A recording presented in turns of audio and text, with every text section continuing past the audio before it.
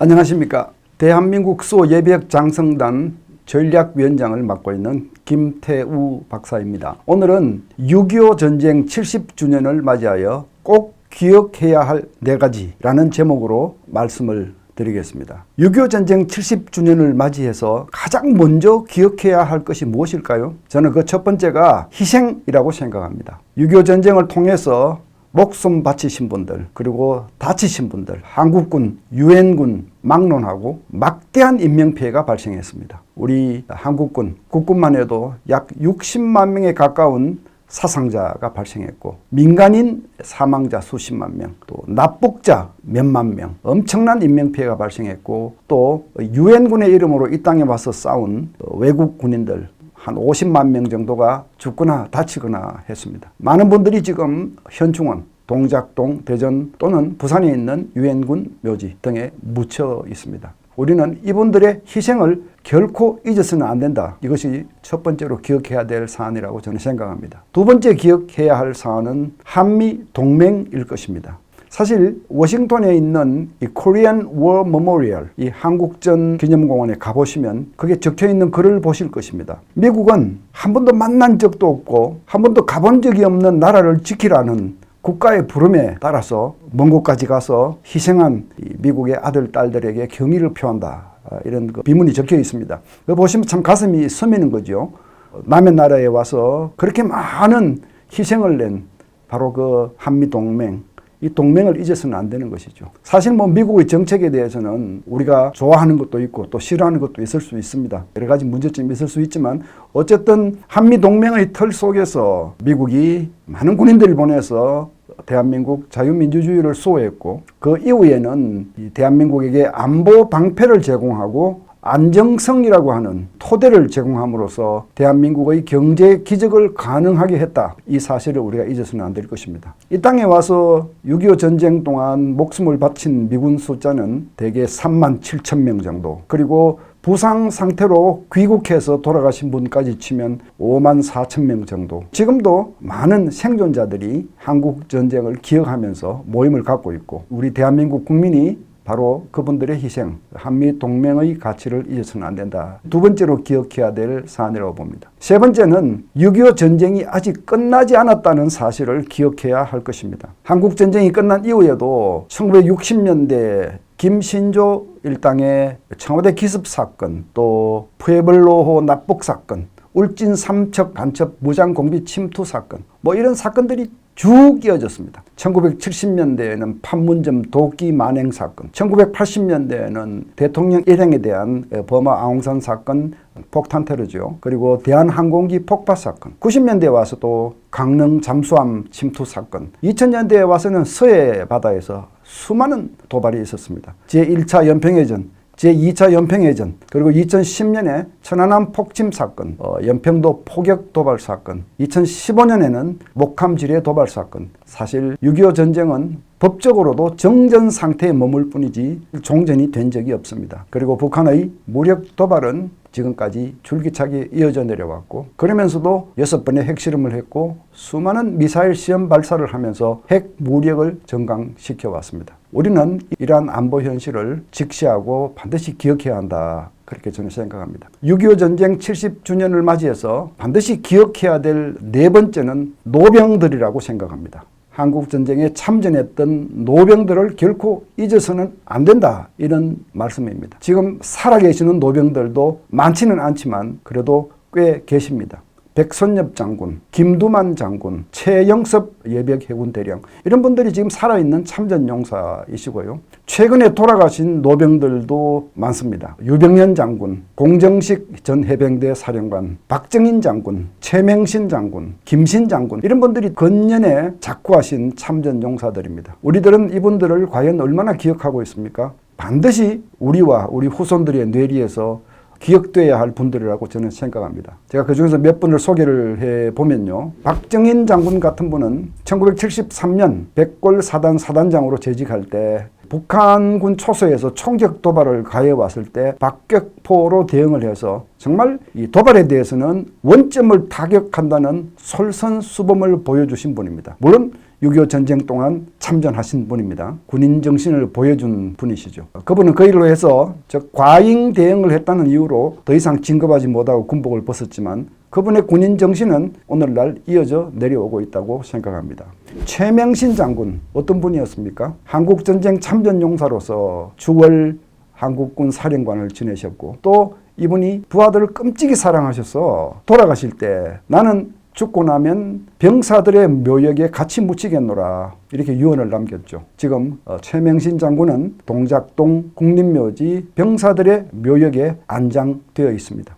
공정식 사령관, 작년에 돌아가신 분입니다. 이분도 6.25 전쟁 참전용사로서 수많은 전투를 치루었습니다. 도솔산 전투를 비롯해서 수많은 전투를 치르시고 나중에 해병대 사령관까지 하셨고요. 해병 청룡부대를 파견해서 월남에 파병하는 데 주도적인 역할을 하신 분입니다. 작년에 돌아가셨습니다. 유병현 장군, 이분은 지난달에 돌아가셨습니다. 여러분 유병현 장군의 회고록을 보셨습니까? 유병현 장군은 1978년 박정희 대통령 지시에 의해서 한미연합사령부를 만드는 데 주도적인 역할을 하신 분입니다. 이렇게 잘 만들어진 한미연합사 전작권 체제, 이것을 왜 허물려고 하느냐. 문재인 정부의 전작권 조기 전환 작업에 대해서 피맺힌 한을 토로하신 그런 분이시죠. 유병현 장군도 6.25 전쟁에 참전했던 참전용사로서 대한민국의 오늘이 있게 한 또 한 분의 노병이셨습니다. 앞서 제가 말씀드린 해군 예비역대 최영섭 대령, 다 90세가 넘으신 분들입니다. 이분은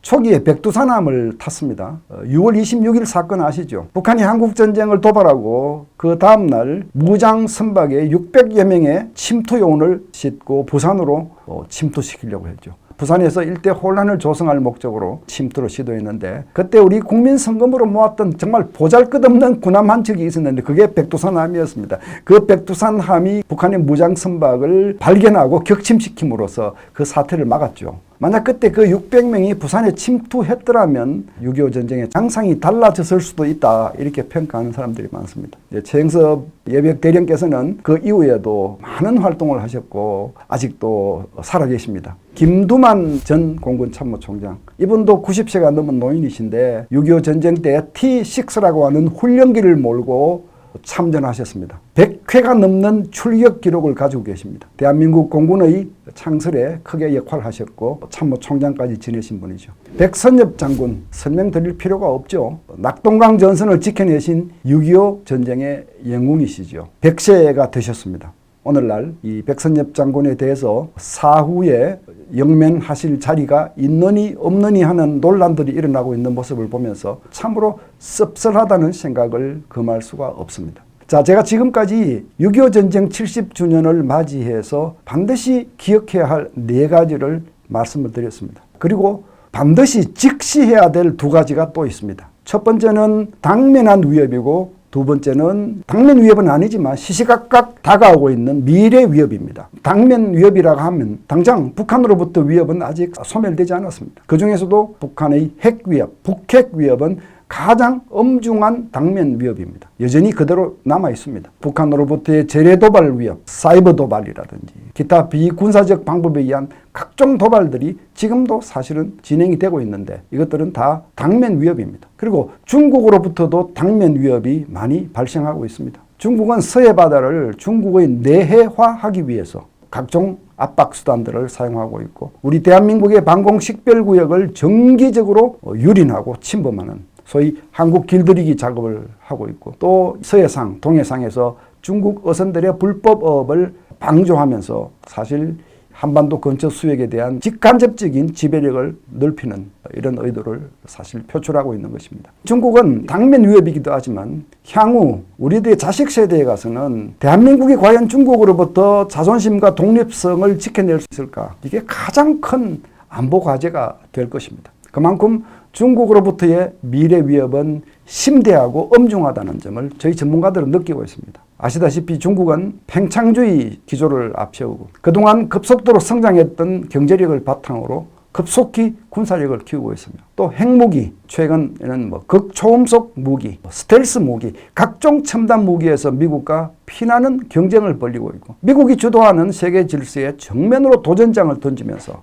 세계의 안보 환경은 굉장히 나빠지고 있고 또 중국의 주변국들에게는 큰 위협을 주고 있습니다. 앞으로 이 중국의 팽창주의는 대한민국을 위협하는 가장 엄중한 미래 위협으로 다가오고 있습니다. 6.25 전쟁 70주년을 맞이해서 우리는 이런 당면 위협들과 미래 위협들에 대해서 차분히 대비하는 그리고 반드시 직시하는 그런 자세를 가져야 할 것이라고 저는 생각합니다. 이제 마지막으로는 우리는 어떻게 할 것이냐. 6.25 전쟁 70주년을 맞이해서 우리가 다짐해야 될 각오들은 어떤 것이냐. 저는 한마디로 이 정부, 이 국민이 정론과 원칙을 지키는 안보 정책을 펼쳐달라 그렇게 주문하고 싶습니다. 정론에는 여러 가지가 있을 수 있습니다만 대표적인 것을 들자면 이런 것들입니다. 우리 대북 정책에 있어서 정론은 무엇이겠습니까? 북한과의 화해 협력을 추구하고 한반도의 항구적인 평화를 위해서 북한과의 대화를 추구하고 이런 것은 다 나쁜 것이 아닙니다. 좋은 것입니다. 그러나 북한과의 화해 노력과 확고한 안보는 항상 동행하고 병행해야 하는 것이다. 우리 정부는 이거 지키고 있습니까? 예, 이 정론을 지켜야 합니다. 두 번째 정론이라고 하면 안보를 얘기함에 있어서 군사적 억제 얘기를 많이 하는데 한마디로 군사적 억제라고 하는 것은 상대가 나에게 해를 가하지 못하도록 사전에 예방하는 조치들을 억제라고 합니다. 이 군사적 억제를 함에 있어서는 상대가 나를 해칠 때 나도 상대를 해칠 수 있는 능력, capability to hurt, 상대에 대해서 응징할 수 있는 능력, power to retaliate. 이런 능력을 갖추는 것이 기본 중에 기본이다. 이것은 결코 상대를 적대시하기 위한 정책 방향이 아닙니다. 상대의 나쁜 행동을 미리 막아서 상대하고의 관계를 비적대 관계로 발전시킴에 있어서 꼭 필요한 기본 과제다. 우리 정부는 이 정론을 지키고 있습니까? 한 가지 더 정론을 소개드리자면 군비 통제에 있어서도 정론이라는 것이 있습니다. 상대가 무기를 내려놓지 않았는데 상대의 선의를 믿고 우리 무기를 먼저 내려놓는 것은 군비 통제가 아니고 국가와 국민을 위험에 빠뜨리는 무책임한 행위다. 이게 군비 통제의 정론입니다. 우리 정부는 이 정론을 지키고 있습니까? 그래서 6.25 전쟁 70주년을 맞이해서 우리 정부, 우리 국민이 이런 정론들을 다시 한번 가슴에 새기며 지금부터라도 정론에 충실한 안보 자세를 가다듬어 줄 것을 간절히 바라는 바입니다. 이제 백선엽 장군과 관련된 말씀으로 마무리 말씀을 드려야 될 것 같습니다. 아까 말씀드린 바와 같이 백선엽 장군은 6.25 전쟁 때 낙동강 전선을 지켜내신 분입니다. 다부동 전투의 영웅이십니다. 그리고 한국군 창설의 영웅이십니다. 그리고 이후에도 살아있는 한미동맹의 전설입니다. 주한미군 사령관이 새로 부임되어 오면 백선엽 장군한테 가서 격려를 하고 예를 취하고 사실 이런 의미로 보면 백선엽 장군은 지금 살아계시면서도 어마어마한 안보적 자산이신 분입니다. 그런데 최근 보훈처에서 백선엽 장군이 돌아가신 후에 묻힐 곳이 없다는 듯한 발언을 해서 지금 논란이 일고 있고 또 일부 단체들은 과거에 일제시대에 일본군 군인을 했다는 이런 이유로 친일파로 매도하면서 백선엽 장군에 대해서 이렇쿵 저렇쿵 나쁜 얘기들을 하고 있습니다. 제가 그분들한테 묻겠습니다. 일제시대 때 일본 정부를 위해 일했거나 공무원을 한 사람이 또는 군인을 한 사람이 얼마나 많다고 생각하십니까? 그분들을 다 이렇게 친일파로 매도할 것 같으면 그러면 그분들이 해방 이후에 대한민국을 위해서 이룩한 그분들의 공적은 일순간 다 없어지는 겁니까? 아마 백선엽 장군이야말로 일제시대 동안 일본군 군인이었다는 그게 누라면 그 누구보다 대한민국을 위해서 끼쳤던 공적이 수백 배, 수천 배 더 많을 것입니다. 여러분들은 이런 간단한 수학 계산도 할 줄 모르는 분들입니까? 한 가지 더 묻겠습니다. 백선엽 장군의 친일 행적을 시비해서 동작동에 갈 수 있다 없다고 얘기하시는 분들에게 제가 드리는 말씀입니다. 여러분은 바로 백선엽 장군 같은 분들이 지켜준 이 자유민주주의 대한민국, 이 번영되고 경제 기적을 이룬 대한민국에서 공부하고 성장하고 그렇게 해서 사회 지도자가 되고 교수가 되고 지식인이 되고 정치인이 되고 그러지 않았습니까? 저는 6.25 전쟁 70주년을 맞이해서 더 이상 백선엽 장군에 대해서 이런저런 나쁜 얘기들이 나오지 않기를 간절히 바랍니다. 오늘 여기서 마치겠습니다. 감사합니다.